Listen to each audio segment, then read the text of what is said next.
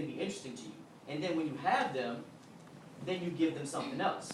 So you get a book called How to Hustle and Win, but in that book you learn about things like personal development, how to, basically get legal money, how to develop your relationships, how to develop your brand, how to do things like that. Same thing, I'll give you an example. Trinidad James. Trinidad James, it's not a bad dude. He's really intelligent. Has anybody ever listened to an interview that Trinidad James has done? You would not think that he's as intelligent as he is. But that's because he doesn't put himself out there like that. He doesn't market himself as intelligent. But he is intelligent. He markets himself a certain way, like he makes himself look a certain way. When he first came out, it was about the look. Everybody started talking about the look. Now you have people that felt different ways about it. Oh, he's cooning, he looked like a fool, but it got people talking. Once he got people talking, he had an audience.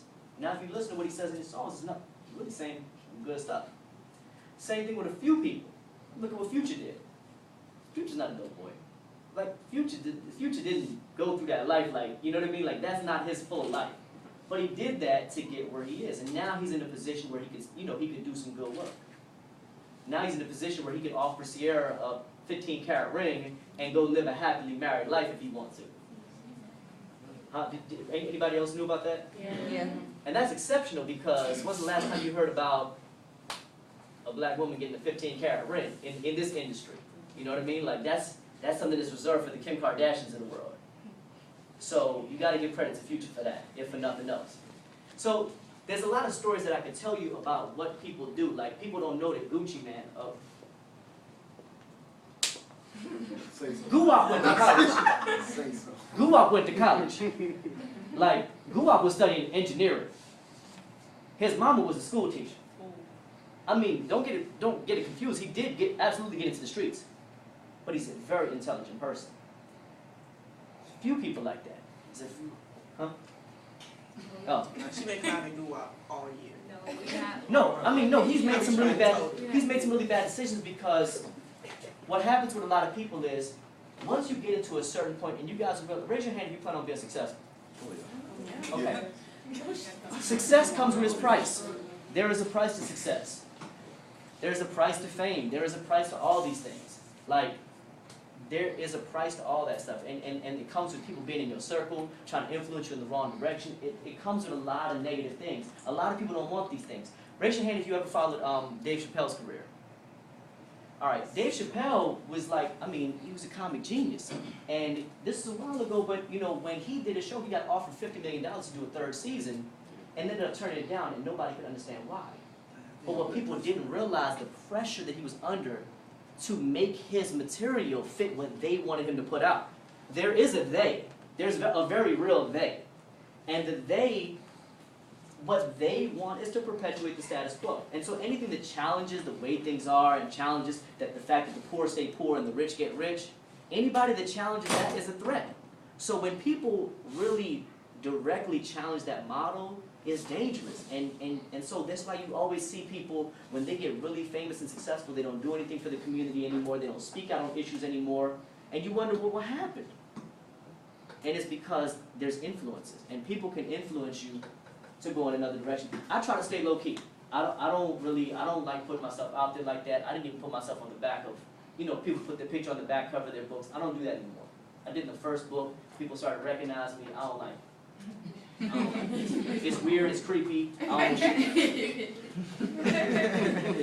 Once it almost turned into a bad situation, the dude swerved on me in the middle of a Target parking lot. It almost went bad. Swerved. And he was just like, I'm your fan. I had Hustle and Win on the back of my car. And so he's like, oh, and then some dude followed me into the donut shop. It's just weird situation. He didn't even want donuts. It was just a uncomfortable situation that I don't like. Sometimes it's good to get love. Like if you're successful, you will get love. But you'll also get weird things. You'll get people who feel like they can't do what you did. Which you probably experienced in school. You're in an AP class. You have people that feel like they can't do what you're doing. And so as a result, you get hate. And so you end up doing certain things. You might dumb yourself down. I did that all through high school. I was the dumbest smart dude all through high school. I stayed getting in trouble. And as a matter of fact, I got kicked out of my first high school and wasn't planning on going to college. Then when I finally got forced to go to school again, my high school guidance counselor told me I wasn't college material. and she said I needed to find a job after I got into school. And this is because my grades was low, I didn't go to class, I was always in trouble. But when she told me this, it made me want to prove her wrong. You need somebody like that to tell you the thing. That's good. As long as you don't let that break you. Because you need somebody to set low expectations so that you can go against them and become greater than what they tell you you're going to be. If everybody tells you you're going to be great, sometimes it's hard. Because now you have to live up to really high expectations. And when somebody tells you, like, you ain't smart, you can't do that. Yeah. You're going to be a millionaire. Yeah, okay.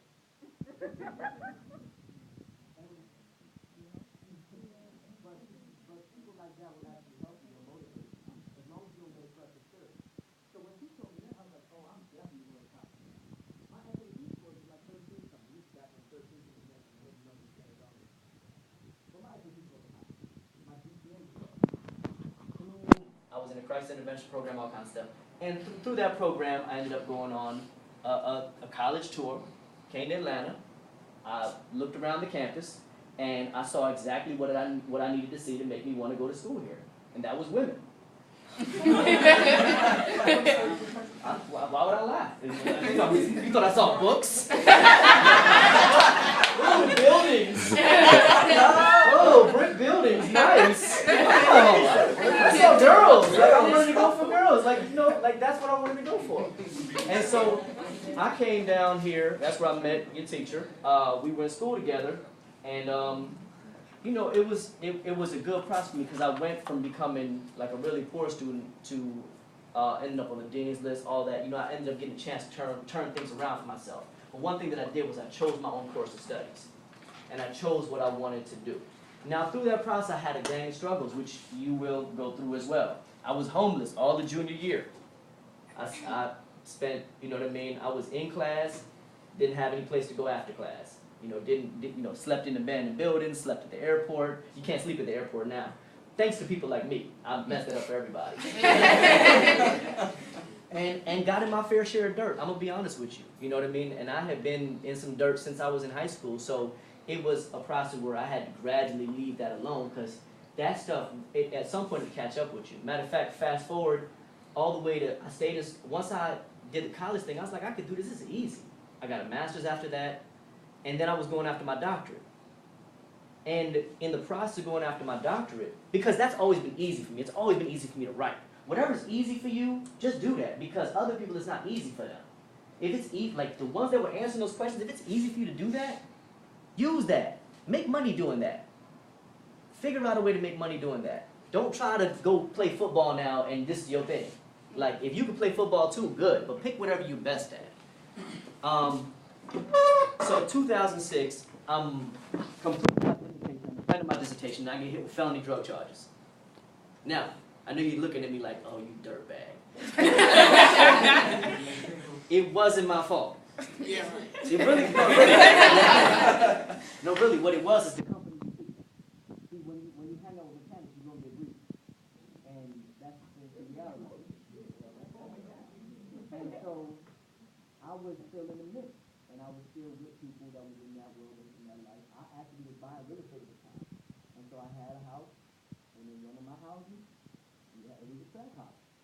You know, I didn't make it a trap house, it's just my tenants made it a trap house. I said possibly stopping from being a trap house, and I was reflecting that rent myself. I wasn't thinking nothing else. And at some point, I got pulled over. Next thing you know, I'm being shipped from one jail to another, while I'm supposed to be defending my dissertation. And so I'm facing like, I forgot, I might have been facing like 5 to 10. I don't know what I was facing. It made me realize like you really have to do things so strategically with yourself. Because if you don't already come from wealth, if you don't already come from privilege, if you don't already come from a world of opportunity, it's almost like the opportunities aren't really that accessible to you. Like there's a kind of a shrub, like there's like a little rope right there. You're not supposed to eat at this table. And so you have to, raise your hand if you watch Scandal. Oh, yes. All right. Scandal, and there's nothing wrong with a man watching Scandal, because Scandal is good fiction. It's good fiction. You don't even have to be worried about the romance.